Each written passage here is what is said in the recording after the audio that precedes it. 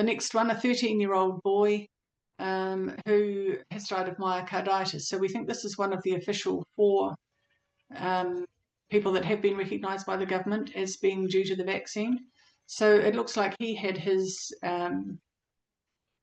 second vaccine there on the 17th of October, and then he's died on the 28th of October. So 11 days later, he's suffered myocarditis. And I think that was the one that said he had a microscopic amount of myocarditis in a critical part of his heart. So just a little patch of scarring or inflammation in an electrical pathway is enough to set off a rhythm that, unless you defibrillate it, death is going to be the outcome. And he was one of a significant group of this type of death who was found dead in his bed in the morning by his parents.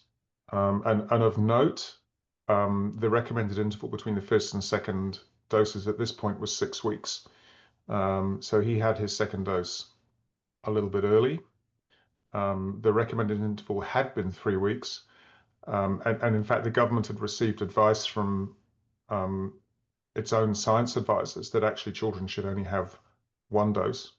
And they certainly shouldn't be mandated via being excluded from school activities and sports and things like that.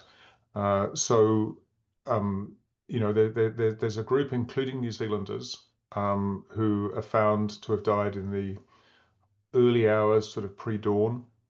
And the other profile group is the ones that died during strenuous sports activity. And there's fairly straightforward mechanistic pathways for that. Now, I just need to say at this point, I'm not working as a doctor. I don't have a practicing certificate, so I'm not here to diagnose diseases in the living or recommend treatments. But I think I'm able and qualified, after decades, to make some commentary around the lack of due process and the lack of critical thinking and discrimination around, clearly the need to look at the fact of an adjacent, a recent medical intervention, new platform, no safety data, but already at that stage, there was a red flag raised about the risk of myocarditis, particularly in teenage boys and particularly after the second dose. Yes, and I mean, the thing is, he didn't need a vaccine. He wasn't at risk. It didn't actually do what we were told it was doing, so, he didn't need it.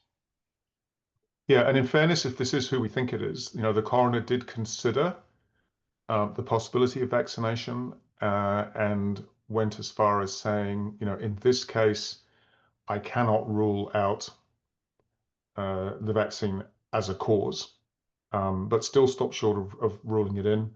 And since this case, there's been plenty of, confirmation of the fact of, small scattered myocardial scars as a result of the inflammatory process that is myocarditis. And as Alison says, all you need is a tiny bit of scarring just in the wrong place in a nerve conduction pathway, and your heart can fibrillate and then stop or just stop altogether.